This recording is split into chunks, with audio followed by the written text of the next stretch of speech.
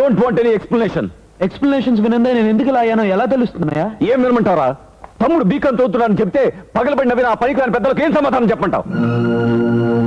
అన్న ఉద్యోగం చేసుకుంటూ నిన్ను చదివించలేక ఒక షెడ్ లో మెకానిక్ పని చేయిస్తున్నారని చెవులు కొరుక్కునే లోకులకు ఏం సమాధానం చెప్పంటావు? మనం బ్రతికేది మన కోసమే గానీ లోకల కోసం కాదన్నయ్య.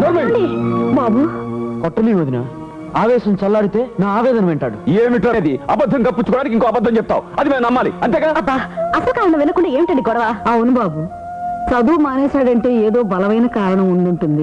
చిన్నడా అదేదో చెప్పరాదట్రా అన్నయ్యకి. నేను కాలేజీ మానేసింది విద్య మీద గౌరవం లేక కాదు, విద్యాలయం మీద భక్తి లేక కాదు. విద్యాలయాల్లో జరుగుతున్న అవినీతిని ప్రతిఘటించి దానికి బలిపశువునయ్యాను. బీకాం మొదటి సంవత్సరం పరీక్షలు జరుగుతున్న సమయంలో కష్టపడి చదివి పరీక్ష రాయడానికి కూర్చున్నాను.